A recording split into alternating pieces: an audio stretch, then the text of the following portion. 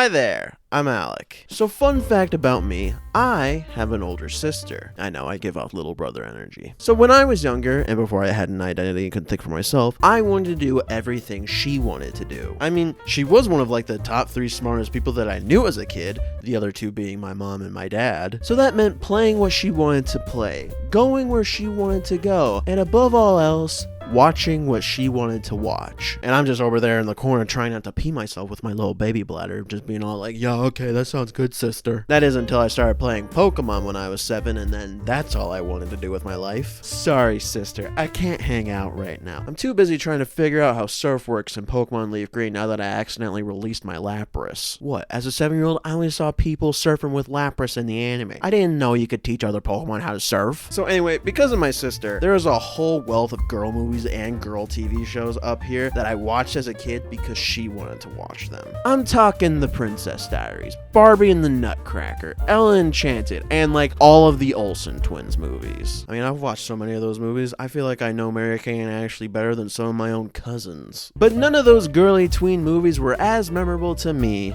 as Sleepover. Sleepover was a 2004 movie starring Alexa Vega, aka Carmen Cortez, or should I say Carmen Elizabeth Juanita Echo Sky Brava Cortez from Spy Kids as Julie Corky. It doesn't have as much of a ring to it as her Spy Kids character's name, now does it? And Julie, you know, she dreams of being part of the popular crowd in high school. However, her best friend is moving away.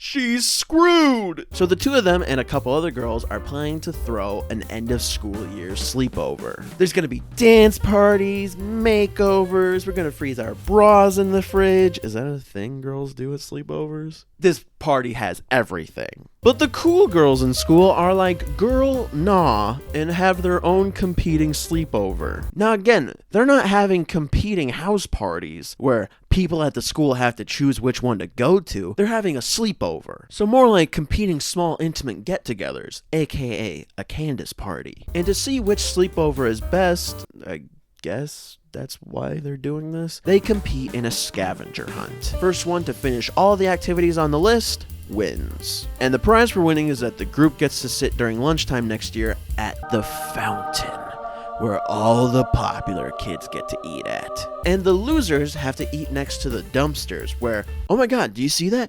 I'm there. That's where I sat at lunchtime. Hey guys. So just imagine me, a little boy who's a bit competitive, you know, he likes video games and board games and will cry if he loses any of them, especially Monopoly to his dad. I will never forget that one, father. And he hears that this movie is about a bunch of girls doing a scavenger hunt. Everybody, let me tell ya. Oh yeah.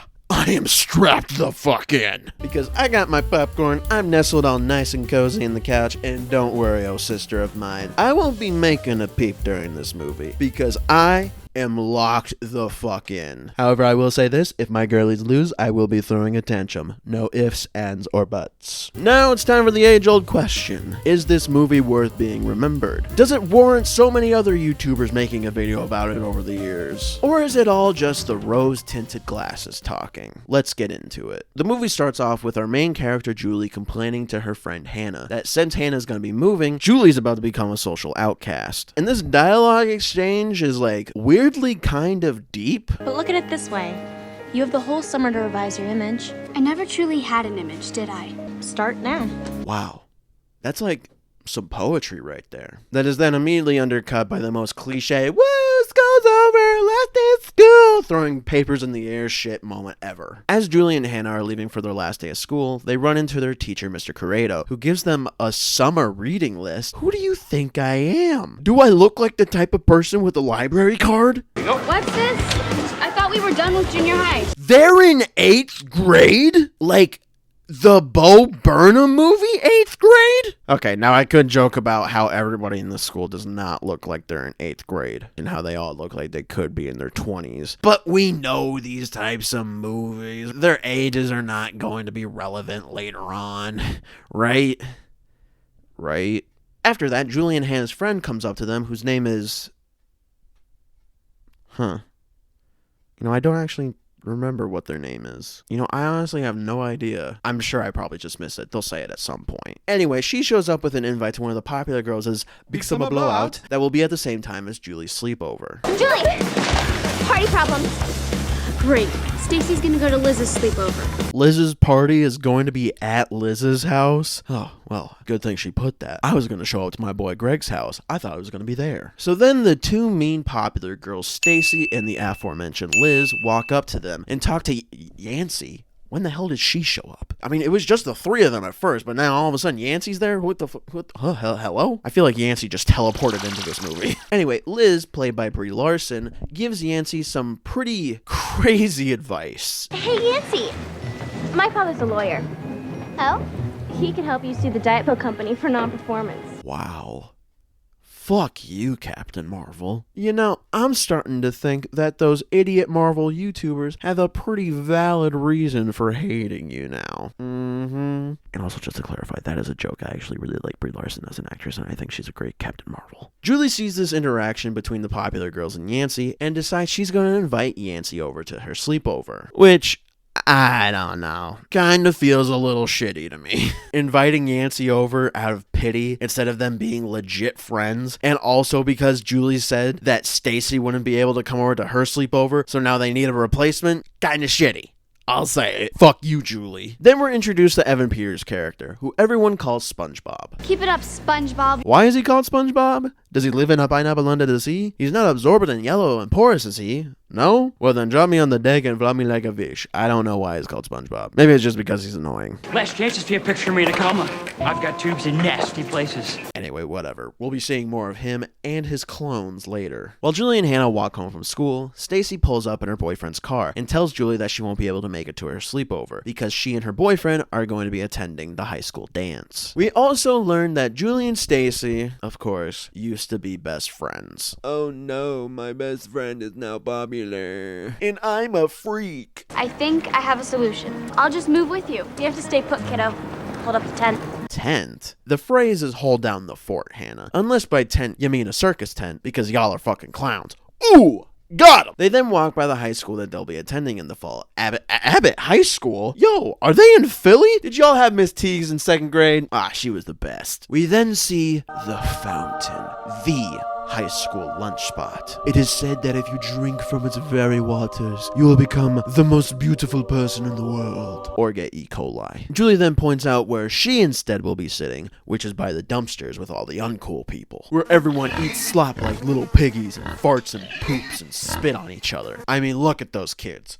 Disgusting. However, I am still sitting over there, so it's not all bad. I'm a great hang. But also, I mean, doesn't this school have like, I don't know, a cafeteria where everybody else goes to eat? I'm just saying. But then we are introduced to none other than Steve Phillips, Julie's crush. Look at him, his hot bod, the way he controls that board, the way that is totally not him during that sick jump over the fountain. Ugh. What a dreamboat. Steve is so plush. Julie, I can tell I'm going to be saying this a lot during this movie. Shut up. Julie and Hannah then arrive at Julie's house, where Julie's mom, played by Jane Lynch, is cleaning up before the sleepover. And this movie was way before we all knew Jane Lynch as Sue Sylvester on Glee. So just compare this performance where she's a silly, quirky mom with... Well, if it isn't Tweedledum and Tweedlefake boobs. So then Julie's mom starts being like a total mom to Julie. So Julie starts acting like a little brat. Come on, Mom, last day of school. It's almost time for Brad's summer. Is Brad's summer gonna happen again? I don't know. So to retaliate, her mom asks her to recite the Slumber House rules. Slumber House rules. Oh, for the love of carbs, do we have to... Who the fuck wrote this? What the... Elisa Bell? Elisa. If you're about to attempt to have a chubby character in your movie, have a nice character arc where they learn to start loving themselves, but then also have that line in your movie, like what the heck are we doing? Come on. Be better. If there's any structural damage to this house... So is this the part where you break in a song? No, that's a different show. However, even with all the shit Julie's given her mom informs Julie that if she breaks any of these Slumber House rules, she will have to stay home with her grandma and sort all of her wigs for her, while the rest of the family go on vacation to Hawaii. So everybody, the stakes are high. We are then introduced to Julie's older brother, Ren, who just recently dropped out of college and is living back at home. Yeah, well, college. Everyone was so serious. High school was great. Stay as long as you can. College was so serious. What fucking Ivy League school did you get into, Ren? I mean, I practically went to college for 4 years just to be a part of an improv team. I'll be honest, that isn't really that much of an exaggeration. Can I borrow $5? Actually, I need 20. Can I borrow $50? Later on that night, we meet Julie's dad, played by Jeff Garlin. He tells Jane Lynch that he'll watch the party while she goes out for the night. And also in the meantime, he's gonna fix the entire house's water, because apparently it tastes like shit. Our water's fine. Fine. Let's just take a look at our water. Huh? Blue! Blue! You know what that means? Our house is having a boy. Good one. Julia then practically pushes her mom out the door so she can leave for the night, as both she and Hannah wonder what her mom is going to get up to tonight. What do you think they do for fun? My mother doesn't do fun. Well, we definitely won't be finding out later. Wink. But no dilly-dallying around, because Julie's friends show up, and it's time for a sleepover montage. We got dancing, we got makeovers, we got Photoshop fun on... Does that say Liz's website? Liz like Brie Larson Liz? Like competing sleepover Liz? Like calling Yancey fat Liz? She has her own website? What other mysteries does this Liz hold? But anyway, the montage doesn't end there, because we're also painting our tone. Is that fucking whiteout? Gross. Alright, which one of you four was it? Which one of you four is the gross one? Come on, show me your feet, not like that. Butt crack alert. Meanwhile, Stacy is getting picked up by her boyfriend for the dance, but her boyfriend has other plans. Come on. You promised when you graduated we would hook up. When she graduated from the 8th grade? So anyway, Todd over here, who by the way has been in over 900 episodes of The Young and the Restless, and also was an executive producer on La La Land. Yeah, he's just in this fucking 2000s tween girl movie. He goes in for a third attempt at trying to kiss Stacy. Ew. Like, read the fucking room, bro. Before he kicks Stacy out of the car and drives away. I hope you crash your little sports car and die, you dick. But now that she's dumped him without a date to the dance, Stacy quickly comes up with a new plan for the night. Liz, change in plan. I can't get you guys into the dance. Calm yourself. I have new funness in mind. Start making a list.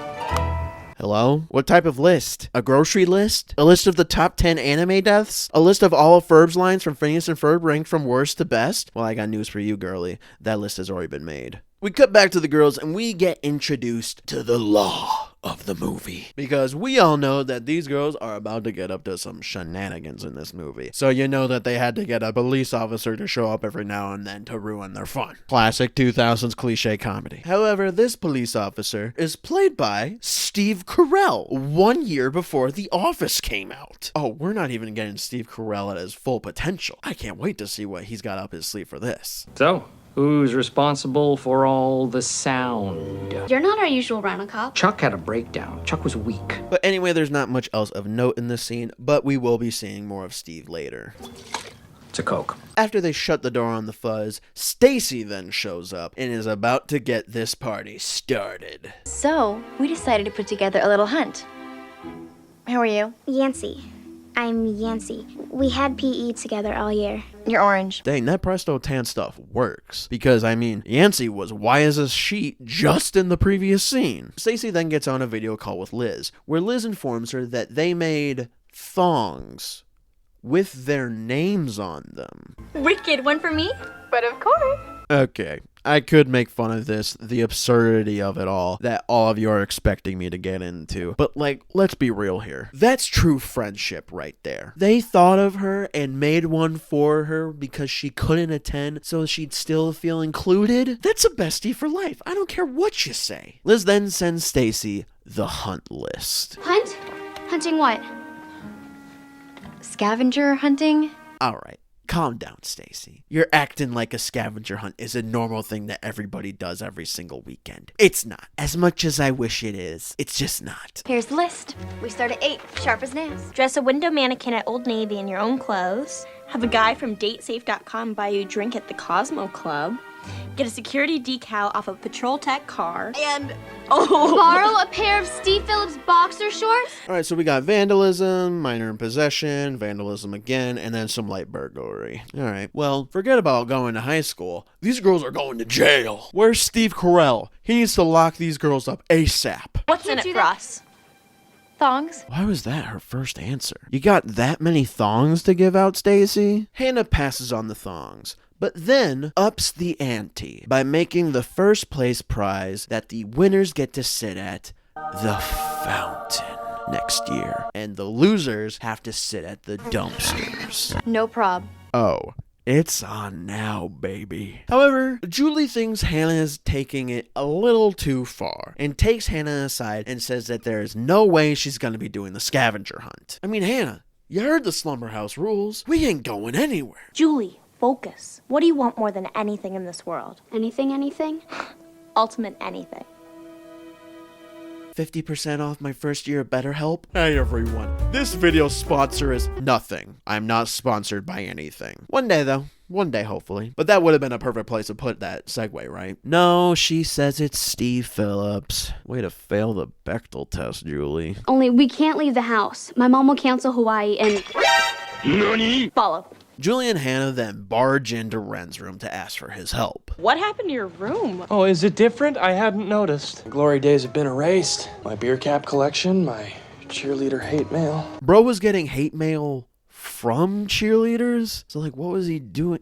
You know what? There's too much to unpack from that. We're just going to keep moving on. Julie then promises that she will give Ren some money to cover for them while they're out. Your money is my favorite word. Meanwhile, Stacy is setting them up on a date on a website that looks sketchy as all hell. Also, if I saw a website that said police approved on it nowadays, I would stay the hell away from it. As they proceed to make a made-up woman to catfish a poor unsuspecting guy, Julie throws in her own 2 cents about what this lady should be like, which is the most boring person possible. Occupation?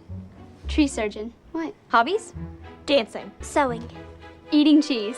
Oh, brother, this guy stinks! However, they do immediately get a match. Dang, we're working with a daredevil stud who likes to cliff dive? Woo! I can't wait to meet him. Honk honk outside. Got the beamer. Let's get out of here. Her phone is closed. What? Did they think we thought they were walkie-talkies or something? Maybe that was a fucking feature on those flip phones. I don't remember. I kind of missed the flip phone phase back in the day. My first cell phone was one of those slidey keyboard ones. Stacy then gets up to leave to join Liz's group for the hunt and says that the first team that finishes all the tasks and gets to the high school parking lot wins. But we don't have a car. Then you lose. We'll get a car, and we'll get the fountain spot. Pleathers. Posers. Damn, Hannah stands on business. I bet all you girls watching this when you watched this back in the day wanted to be Hannah so bad, because I want to be more like Hannah right now. Stacy then skedaddles out the window and joins Liz in her car, which, by the way, isn't she like an 8th grader? How does she know how to drive? She already has her learner's permit. She was held back a year. Oh, I guess the writers thought of that then. Alright then. But before our girls leave to start the hunt, Julie has to get dressed for her her date. Ooh. Julie complains about her dress, saying that she looks like her mom. So her friend, who we still don't know the name of, I think? I don't know. It'll come up eventually, right? Steps up and gives the dress a makeover.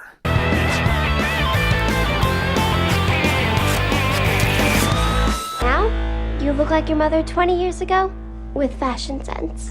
Alright, I'll say it. That knee close-up made me very uncomfy. Meanwhile, Ren, thinking that the girls have already left for the night, is spying on their dad. And he calls Julie to inform her that their dad is still safe and underneath the sink and doesn't suspect a thing. Ren, we are still inside the house. Do not call unless it's an emergency. 10-4, over and out.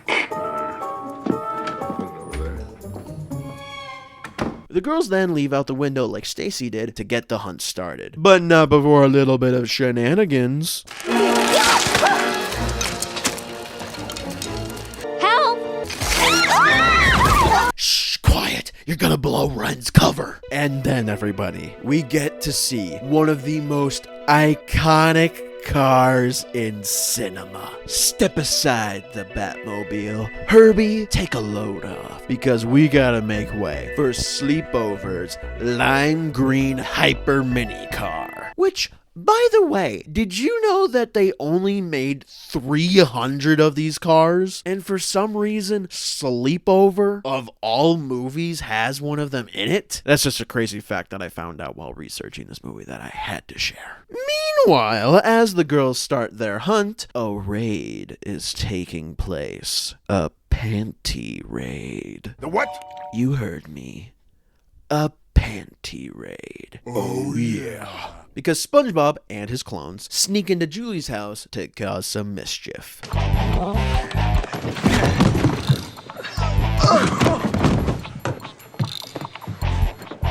Wrong room. But the panty raid starts to go awry, as the boys slowly start to realize while ransacking Julie's room for her undergarments that the girls are gone. Don't you think there's something missing?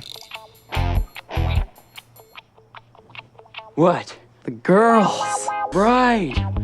Where are the babes? Gone. And in their disappointment of not being able to freak the girls out by invading their house, I guess. I don't really know what their plan was, I'll be honest. They knock some stuff over that makes Julie's dad come upstairs to check what's going on.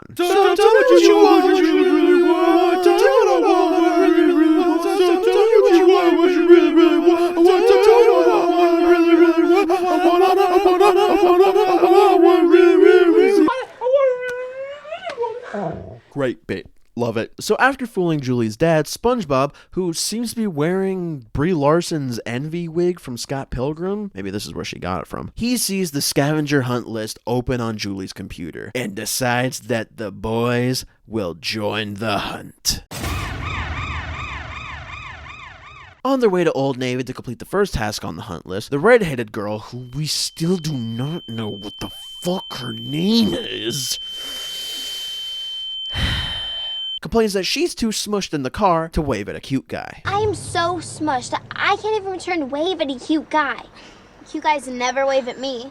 Oh, what am I saying? No guys ever wave at me. I'm fat. Hey, as a member of the overweight club here, that term is outdated. We now prefer thick with 2 C's. So yes, as anyone who is familiar with this movie knows, Yancey's entire character arc for this movie is about her being plus-sized. And how does the movie handle it? Well... Yancy, would you rather eat celery or a brownie? What is that, a trick question? Exactly. So you'll just date guys who like brownies. You know what? I'm not gonna lie. Some not bad advice. The girls then show up to Old Navy to finish the first task of dressing up the mannequins in their own clothes. However, they come to find out that Stacy and Liz have already completed it. No! Good luck. Keep it. Damn. Hannah keeps roasting Liz alive. Somebody get a fire extinguisher, because it just got burned. But since the other girls locked our girls out of the display they were just in, you fucking assholes, our girls have to dress up guy mannequins in their own clothes. I don't think they're gonna fit into our mini skirts. We then get a fun scene that I can't really play because there's a copyrighted song that plays over it, where the girls have to freeze while dressing up the mannequins. See what I did there? Because Rent-A-Cop Steve Carrell happens to be outside, but he's too dumb to notice that a bunch of human girls are in the display vandalizing a bunch of Old Navy property. I will say though, red-headed girl has the dead-eye look of a mannequin down packed. I mean, look at that. Damn, there is no soul in those eyes. Who would design this guy? He's got thunder thighs. Alright, we can't go from empowering Yancey in the previous scene to then fat-shaming the mannequins, guys. Okay? The fuck. However, Steve Carell does eventually catch the girls in the act and attempts to seize them, but fails miserably and is then locked inside the display himself. The girls then show up to the location of their next task, the Cosmo Club, where they see Stacy and Liz and their friends being led in by a bouncer who will surely lose his job by the end of the night. Those are 8th graders, you idiot! We're with them, the girls you just let in. Yeah, the other girls. Get gone, all of you. This is so not fair. I don't have to be fair. I have the pretty rope. Now scram! Well, now that the bouncer has successfully done his job, good job! The girls and the boys are left outside the club, unable to get in. That is until they decide to pull a stunt right out of a Goofy movie and sneak in by stowing away in some equipment boxes. I mean, I can't fault them too much. They're ripping off one of the best movies of all time, a Goofy movie. I get it. As Hannah and Julie see Stacy completing the task by getting a drink from some unsuspecting guys. So, sorry guys, just to let y'all know, y'all are pedophiles now. Yeah, I know, sorry. Them's the breaks. They try looking for their date, Dave the Cliff Diver. It's like the indie game, you get it? Right? Hello? Anybody? Is this thing on? Hey, is that Mr. Corrado? Oh, now there are no surprises left in this world. What a dweeb. Now, where is our cliff diving daredevil wearing a brown suit and a red tie? Uh-oh. You're wrong. There is one surprise left in this world. Mr. Corrado's my date. What? Mr. Corrado, you cliff dive? Damn, I didn't think you had it in ya. What you packing down there? Julie then tries to go incognito before her teacher can see her by getting rid of the scarf that she said she'd be wearing. You dropped it. No, I didn't. Yes. No. Keep it. No. Wow.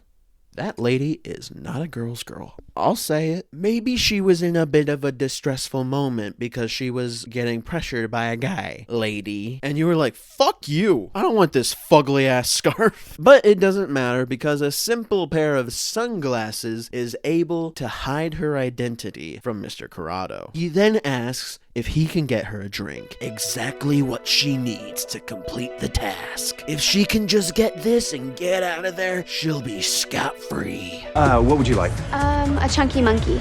Isn't that a milkshake? Oh. What? Are you crazy? Excuse me? Iconic scene. Let's be real. I mean, come on. I'm sure a lot of people who watched this movie when it came out, when they were finally able to drink, they all asked for a sex on the beach as their first drink. As Mr. Corrado tries to get to know his date, who he thinks is a swimsuit model. What's it like being a swimsuit model? Cold. Julie's disguise starts to fall apart as Mr. Corrado slowly starts to recognize her. Julie! Julie! Hi, Mr. Corrado. That is the nervous laugh of a man who thinks he's about to be put on the list Start making a list. of pedophiles. As Julie explains herself, Mr. Corrado actually starts to empathize with her for wanting a spot at the fountain, saying he went to Abbott High School too. Yo, Mr. Corrado, you know my boy Mr. Hill? You two look like you'd get along. So to help her out, Mr. Corrado buys Julie a soda, and they get a picture of it for the hunt. Mr. Corrado! What are you doing, man? There's now photo evidence that you bought underage girls a drink at a bar? What are you doing? You idiot! But before the two of them leave, Julie and Hannah give Mr. Corrado some advice on how to pick up chicks. And the girls then do the trope where they like mess the girl's hair up, they take off her glasses just to Mr. Corrado, and then he immediately gets asked out to dance by a lady. Don't do it, lady. This guy buys drinks for minors. Meanwhile, outside, Yancey meets a strapping young man who seems to be taking a fancy with Yancey. And that's all there is to the guy, right? He's just a good-looking man. No other physical features of note, right, guys? What the hell? He walked out of that corridor like a fucking WWE entrance. And his name is Peter.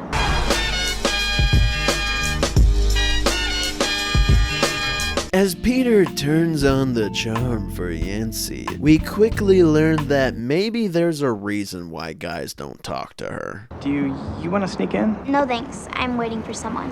Your boyfriend. My boyfriend? No, I don't have a boyfriend. Playing hard to get? I'm just sitting here. I'm not playing anything. Yancey, Girl, I'm trying to root for you here, but you're really making it hard for me, girlfriend. Peter then leaves to move some speakers, as he says, and Yancey's over here like, damn, I hate to see you go, but love to watch you walk away. What's with you? Your face is all glad looking. What the fuck is that supposed to mean? Also, we still don't know what your name is. Now, having completed task number 2, Julie and Hannah look for the exit. But then, Julie stops because she sees her mom dancing at the club. What is she doing? This is like Mom's Gone Wild. Julie, all things said, your mom's dancing is pretty tame here. Like, calm down. Like, she could be out there twerking on another man instead. But instead, she's just on top of a table, shaking her little booty. Yeah! Hold her baby! Shaking her booty! Oh, this is horrible. I mean, my mom's... Here we go! What? What is she, Julie? Go ahead. Call your mother a whore. It was on the tip of your tongue. We all know it. But Hannah snaps Julie back to reality and drags her out of there before Julie's mom can catch them. But as they leave, Julie accidentally drops her scarf. Her mom's scarf. Uh-oh. What is that? I think it's my scarf. Yeah, but you weren't wearing a scarf. I know. Julie's mom races after them, but luckily for us, our girls are smart and hide in the dumpster before she can catch them. But unfortunately for Julie, this just makes her mom want to call home to check in on her. Uh-oh. Is anyone else concerned that we're sitting in trash? Shut up, unnamed girl. So Julie has to make a mad dash home before her mom calls, which is probably never gonna happen. Like, I mean, you just call bing bing, you get through, but I guess service is real bad at the fucking club. But unfortunately, their car's blocked in. But luckily for Julie, she forgot that she was rad as hell.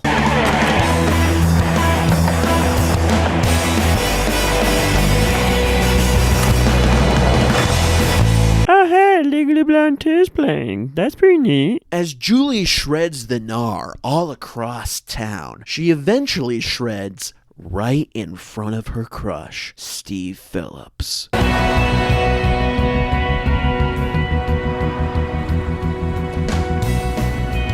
was that? I don't know, because that definitely was a stunt double. Radical.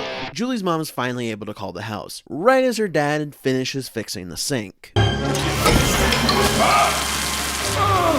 And amidst all the chaos at home, Julie actually somehow makes it home in time, but finds that the arbor that she would have used to get up to her second-story room is destroyed by none other than our boy SpongeBob and his clones. But don't fret for too long, everybody, because if we know Julie, she's got a plan. Oh, it's all coming together. Because as Julie's dad goes to get a ladder to fix all the damage he caused inside the kitchen, he then drops it when Ren accidentally turns the sink back on, giving Julie just enough time to climb the ladder onto the second story and grab the phone from her dad. Phew! I was stressing out there for a little bit, you guys. Julie then assures her mom that she and her friends have been home all night. But she is being particularly nasty to her mom on the phone. Like, girl, be nice to her. Don't give her a reason to come back sooner to punish you. Mom, I know all your rules. No moving, no smiling, no breathing. Honey, those rules are for your own good. You girls should be getting to bed now anyway. Bed? It's barely 9:30. How old do you think we are? Honey, why is it... Mom, why don't you just freeze me in a time capsule? That way I stay little forever. I'll say it. If I was the mom in this situation, I'd kill Julie. Simple as that. Back talking to me like that? Pew, pew. After getting off the phone with her mom, Julie and Ren have a quick moment of reprieve together. I don't know how to say this, but... thanks. You just said it. It's easy as that, Julie. What the fuck? And can you cover for us for just a little longer? Go be a teenager. It ends too soon, and it gets replaced by ribbons and lampshades. What the fuck does that mean? Oh, right. His room got turned into a yoga room. Proceed. The girls are then on to task number 3. Get a pair of Steve Phillips boxers. But right as they get to Steve's house, the Hyper Mini runs out of juice. It has a quick charge function. I just need a plug. Calm yourself. We'll take care of the car. You just go get his boxers. Why do I have to boost his boxers? Are you kidding? The only reason this is even on the list is because of you. She's right. What was that? She? Who is she, Hannah? Tell me what the red-headed girl's name is. You won't, because she doesn't have a name, does she? She's nobody. Like, seriously, why do they hang out with her? She's kind of a jerk. Do you think he's in there? It's almost 10. He might be at the dance by now. Or he might be inside getting ready. I mean, no one great shows up before 10. Thanks for that. Hey, whatever your name is, I hate you. Just so you know. Also, real quick, it's not even 10 yet. The scavenger hunt started at 8 p.m. and they went to Old Navy, snuck into a club. Julie had to skateboard all the way across town back to her house, then had to wait for her friends to pick her up while they were blocked in back at the club, and then they drove to Steve's house. Man, these girls are efficient. Julie's about to sneak her way inside of Steve's house when she quickly turns around and says that she can't do it. But then Hannah gives her a much needed pep talk. You are Julie. Great knees, powerful brain. You can do this. Great knees? Look, I know we got an up-close shot of Julie's knees earlier in the movie, but that shit made me uncomfy, so I don't know what Hannah's talking about here. But the pep talk gives Julie the courage that she needs, and she makes her way inside. Meanwhile, Liz and Stacy are also at Steve's house, but they're going the more practical way and stealing a pair of his boxers out of his gym bag that he left in his car. But they also see Julie hop in the fence and decide they're gonna cause some mischief. And they call Patrol Tech on her. Patrol Tech is what Steve Carrell is. He's part of a cop thing called Patrol. Whatever, you get it. Hello, I'd like to report a suspicious person at 947 Oak Lane. Thank you. Done. Wow. Brie deserves another Oscar for this movie, for her performance as a disgruntled suburban woman calling the cops on a hooligan. Julie is able to sneak her way into the house and starts to admire some of Steve's stuff. Some of that stuff she admires a little too much, though. Julie, I can't keep defending you, girlfriend. I mean, what the fuck was that? I'm gonna just let the comments roast you on this one. You're on your own. But Julie, the freak, quickly has to hide because Steve and his friend are still in the house. Uh-oh. Luckily, though, Steve is too preoccupied going through a book that he doesn't notice Julie. However, the book he's going through is an old yearbook, so he can find a picture of Julie. You know, I think this is the girl, and I recognize her from somewhere. I think I knew her in like grade school or something. She grew up nice. You know what? I take it back. They deserve each other. They're both freaks. Hobbies: hot dogs, skateboarding, and napping. Ugh. What a woman. Steve then goes to take a shower before heading out to the dance. But wait, Julie's in the shower and she gets all wet. But double wait, Steve is getting undressed. But triple wait, his boxers are right there. If only there was some type of distraction. Meanwhile, outside, the other girls are looking for a place to charge the car, but then accidentally push the car into Steve Carrell. Oops, they killed him.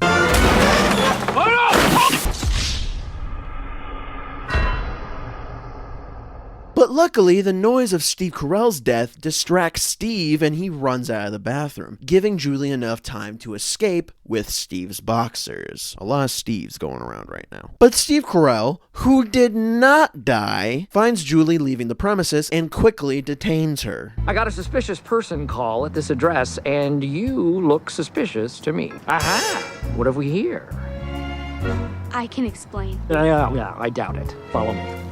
Hey, where's the tiny green car? What? The tiny car that hit me! The other girls were able to snag the car and charge it. But now, they need to save Julie. What are they gonna do? She needs a hero.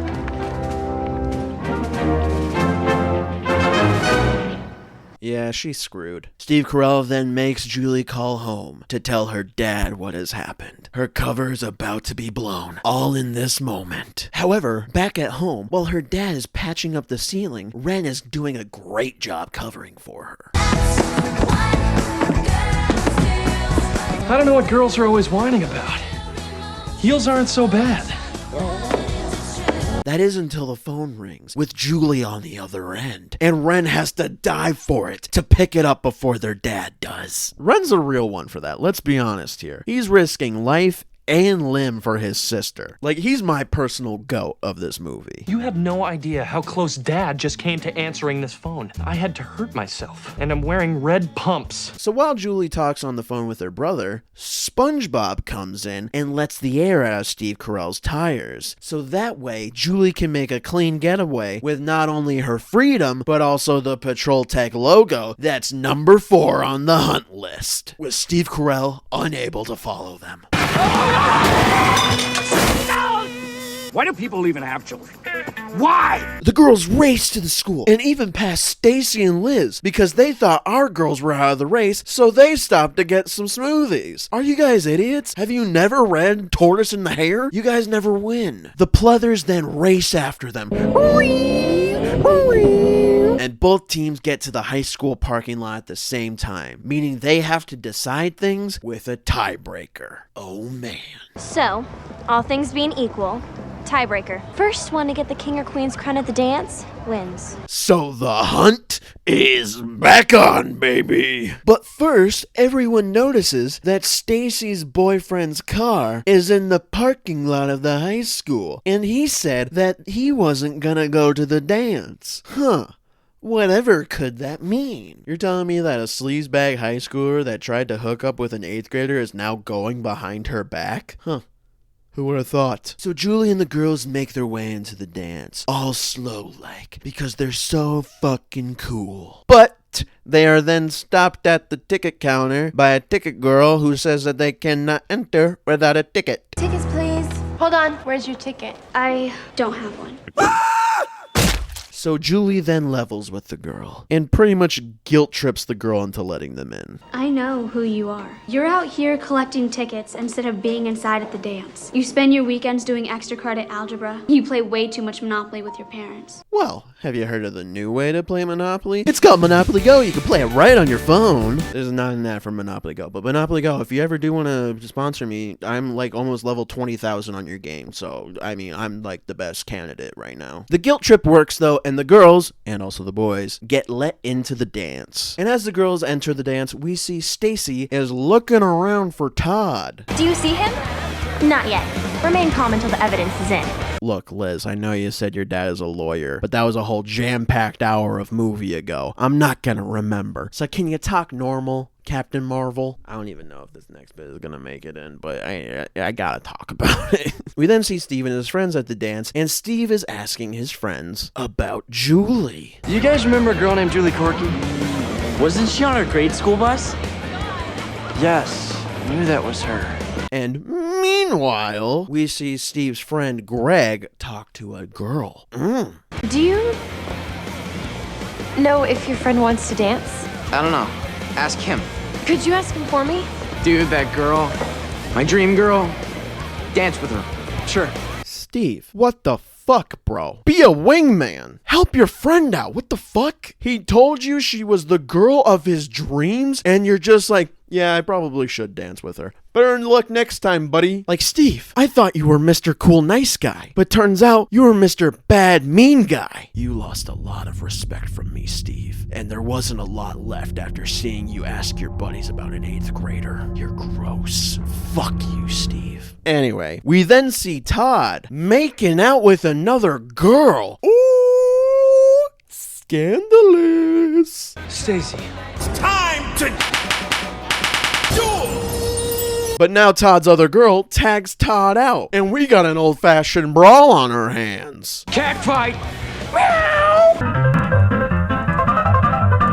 Then all the shit hits the fan, because SpongeBob comes in and he's like, oh, Stacy's a goddess. And everyone is like, yo, this Todd guy sucks for breaking up with Stacy after they hooked up. But then Todd reveals that they never actually hooked up, and Stacy was lying about that, so now everyone's like, well, now I'm conflicted. What the fuck happened? Who's in the wrong here? Everybody just sucks. Except for SpongeBob. But there's no time to ponder, as it's now time to crown the king and queen of the Wait, what? There's a dance competition first? Okay. So to stick it to Todd, Stacy decides to dance with SpongeBob. And Todd and his girl, they dance like this.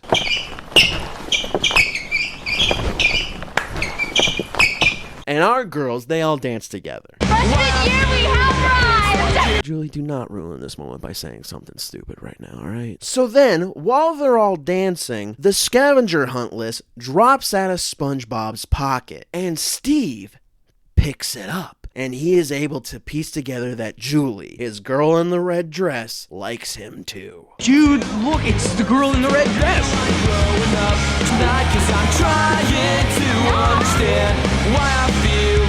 Alright guys, wipe those smiles off your face. You look like you're about to kidnap her. Stacy and SpongeBob end up winning the dance competition, which means they're gonna end up together, right? Wrong. Stupid. SpongeBob doesn't even get to first base. He gets to... What base would showing a girl a picture of you in a coma be? You want to see a picture of me in a coma? Okay. Really? Sweet. I'll say it, that was Chekhov's coma picture. It was mentioned, and if they did not show it to us before the end of the movie, this would make this automatically a bad movie. This picture is way better than my coma picture. Alright, moving on. This next part makes me mad. So Yancy tells Red-Headed Girl that this is the best sleepover ever. She's having a great time. And then Red-Headed Girl says, Yeah, aren't you glad Stacy couldn't come? What? Why? Because Julie's mom only let her invite 3 girls. I was the replacement? You idiot. Not only do you not have a name, but you don't have the common sense to not tell Yancy that she was a replacement for Stacy. You were just always causing problems, Red-Headed Girl. You know, I'll say it. We should kill her. And when she tells Julie and Hannah what happened, they go to find Yancy right when Steve was about to talk to Julie. Again, always causing problems. But then when we see Yancy sulking, the band, there's a band at this dance, they announce that they got a request to play a song for her. And it was requested by none other than the man, the myth, the legend, Peter.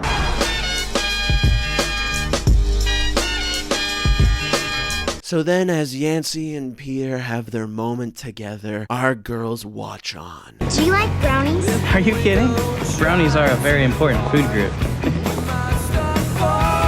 Got Yancy and me kicking her feet. He's so dreamy. That's my guy. Meanwhile, the other 3 go looking for the crown. The crowns aren't here, so you haven't won. Yet. We're not giving the fountain spot to you dumpster frumsters. I will kill you to death with a gun. But the crowns are brought out from the other side of the stage. You girls didn't think to look there? To crown the king and queen of the dance. And it's announced that Steve is the king. But wait, what is this? He's getting up to the microphone. What is he gonna say? Julie? Julie Corky? Why? It's a king calling out for his skateboard hot dog loving queen. Also, you know, Steve, I'm just gonna tell you, if you look just a little bit to your left, you'd see Julie. So that way you wouldn't have this awkward moment where you're calling out the name of a middle schooler at your high school dance. Yeah. You kind of look a little bit like a freak right now. So yes, Julie gets to dance with Steve, and he gives her the crown, making our girls the winners of the scavenger hunt. Yippee! Confetti! Confetti! Hooray! Fuck you, Liz and Stacy. This is all your fault. My fault? You were so sure we'd win, you gave away our spot. Let us know how the dumpster tables are. We then see Julie and Steve have a moment together alone by the fountain, where Steve reveals that he found the list, and that's how he knew what was happening. And then they go in to kiss each other.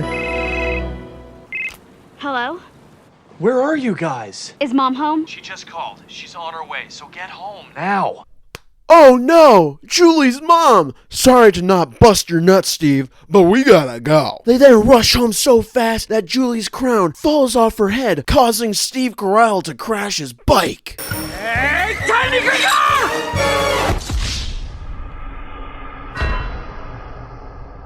Hi, Mom. Could you pick me up? I'm on the corner of Union and Grand. I really don't want to talk about it. The girls get home, but with the arbor destroyed, none of them have a way to get up to Julie's room. What are we gonna do, Buzz? Use your head. The fort. Julie, I know that fort may look like a house, but that's not actually your house. So, like, what are you doing? But then, once all the girls climb up into the fort, Julie throws a conveniently placed rope. Yeah, okay. Over to Ren, and she channels her inner Spy Kid and starts climbing across.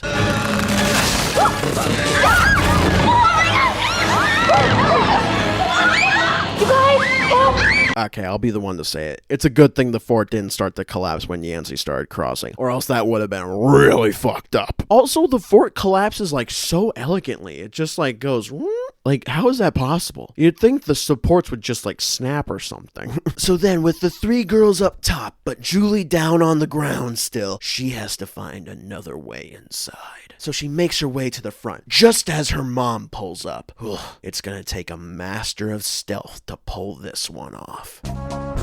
If you get caught, you can run away by holding down the R1 button. Try not to call too much attention to yourself. But luckily for Julie, her dad is so enamored with the water project he's been working on this entire movie that he insists that Jane Lynch has a glass of their new water before going to check in on the girls. Assume sleep position. Were you 3 just standing around waiting with your thumbs up your asses? Like, do something. So they all quickly get into their sleeping bags on the floor and pretend like they're sleeping, just as Julie's mom and dad come in to check in on them. Mission successful. Now time for the epilogue. The girls wake up the next morning having gotten very little sleep and go downstairs to have breakfast, which is seemingly filmed months later. Because like, look at Alexa Vega. Her hair is completely redone in the time that she woke up and went downstairs. Julie's dad comments about the fort and the arbor being destroyed and asks Ren for some help. But Ren says that he's on his own. I've decided to go back to college. I think I may have a career ahead in surveillance. Let's go, Ren! Yeah, best character of the entire movie right there, actually having a nice fulfilling arc of the movie. And then Julie and her mom have a moment together where Julie decides to come completely clean about the night before. But luckily enough, her mom just realizes that her little girl is growing up. I guess I missed the bridge between ladybugs and boys. I think I'm still standing on that bridge. You take your time crossing it. So as Julie and the girls all sit down to eat breakfast, immediately, red-haired girl and Yancey have to leave. Like, they don't even have a moment to take a bite out of their breakfast. You guys are just gonna leave that food behind? What the fuck? And yep, there red-headed girl goes, with no one having said her character's name throughout the entire movie. It's true, guys. No one did. What a waste of a character. And after those 2 leave, Hannah and Julie have one final moment together before Hannah has to move away forever. Tell me how the view is from the lunch spot. If we sit there. What do you mean? Wherever we sit, that'll be the lunch spot. And after Hannah leaves, Julie goes back to her room, all alone, but then notices the crown in the fort. And she reaches out for it when, it's just Steve. Oh, okay. Steve, what are you doing here? How did you get up here? And more importantly, how long have you been out here? You fucking stalker. But don't worry, Julie thinks it's cute. So they kiss and it's happily ever after. For everyone except Stacy and Liz.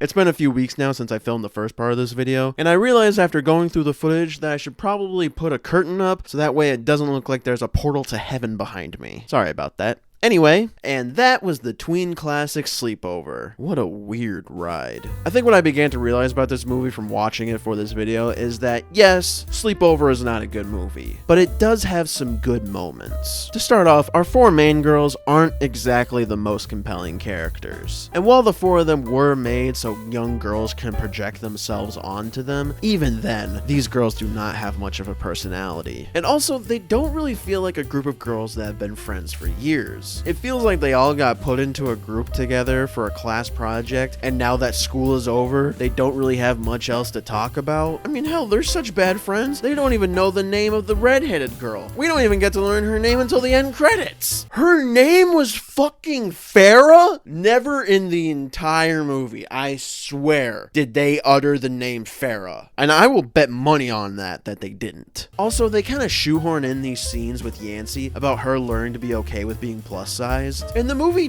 doesn't even do a great job of backing up Yancey as a character. Because there's these lines throughout the movie that are meant to be fun zingers, like, oh, for the love of carbs, or these guys have thunder thighs, that kind of like poke at fat stereotypes, and it's just not done in good taste. Like, guys, what about Yancey over here? What if she heard you say that? Would you feel good about yourself? No. I didn't think so. So then because of this, when Yancey's scenes come up in the movie, they just feel out of place and not handled well in the long run. And also, the overarching story of the movie is probably the weakest part for me. These 4 or 5 tasks that the girls have to do are not going to grip you throughout the entire movie. This movie was made to be rented for a girls' sleepover. It's put on in the background while they talk, they eat junk food, they do each other's hair, maybe have a little pillow fight. I don't know, that probably happens at girls' sleepovers, right? I wouldn't know. However, I will say that the story is somewhat relatable. The one to grow up and be an adult while also being scared of growing up and trying to latch on to any part of your childhood that you can, that Julie experiences throughout the movie, I'm sure we all can relate with. She just wants to be a kid and wear wigs and have dance parties in her room with her friends. But she's then put into these adult situations where she learns that the best way to overcome them is to be herself. I think we can all take a little note from that. Now, I understand that is kind of a bit too deep of a lesson to give Sleepover of all movies credit for, but hey, it's kind of true. And I think this movie continues to stand the test of time because some of the scenes are genuinely pretty well done. And I'll give you an example. The scene with the boys dressing up as the girls and dancing has a great setup and payoff, with the boys entering the house through the wrong room, then finding out that the girls aren't even there, then having to hide because the dad heard them and they don't want to get caught, to Ren also having to cover for Julie so he doesn't want to get caught up in all of this, so they all band together to dress up as the girls and dance around so nobody gets caught. Beautiful. Then there's some other well done scenes like Julie at the bar with Mr. Corrado, the girls trying to evade rent-a-cop Steve Carrell after stealing the underwear, all very well done scenes. And even though this movie is over 20 years old, which is crazy to think about, holy shit, it doesn't feel all that dated. The only things in the movie that really date it are the phones and like Julie's computer, but even then they're not that noticeable. And it kind of just fits like a retro style, you know? It kind of feels hip nowadays to have all these old phones and old computers. Like, you see them and you get nostalgic for it. Like, damn, I wish I could go back to that time. And even something like the cars we see in the movie don't feel that old. Because something like the Hyper Mini could come out today and I'd be like, wow, what a modern design. A small, durable electric car with a plug in the front of it?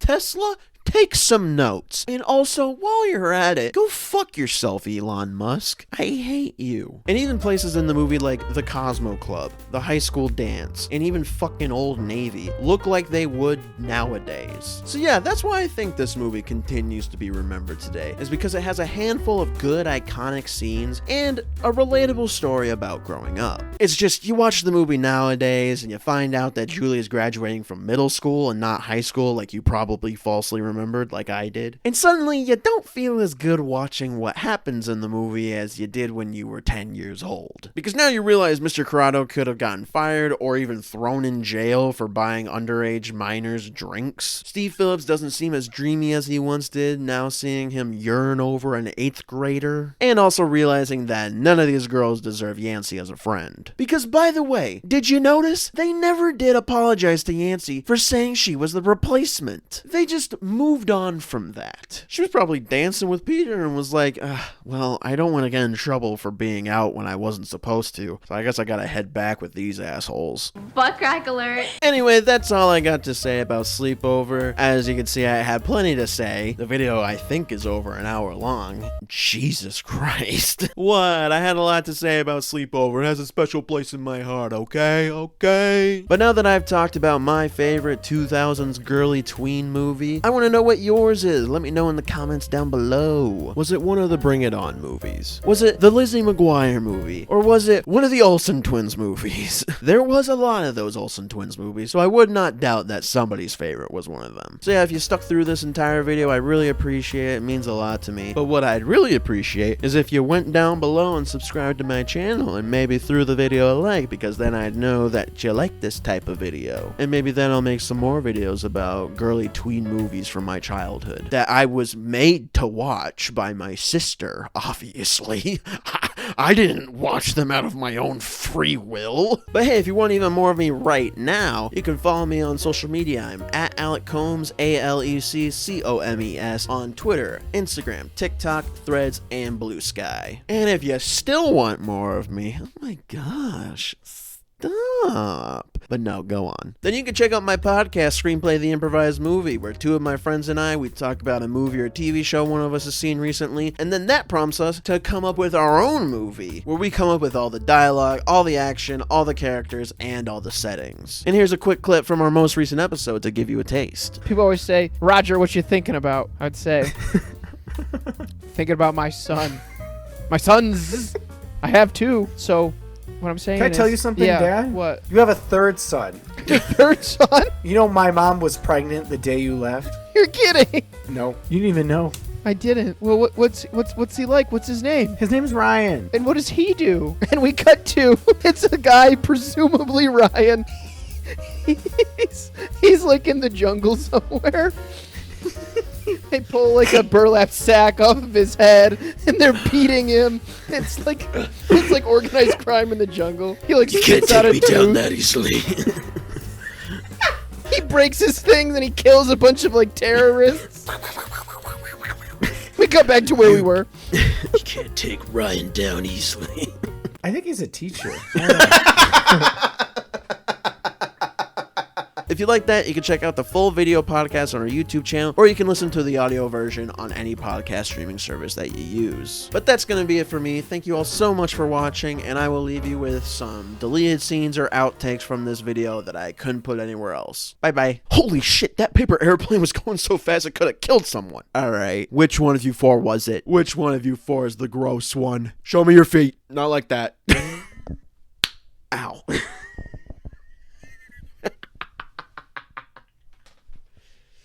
I was gonna do an oh no. I want this to be over, but we're almost done.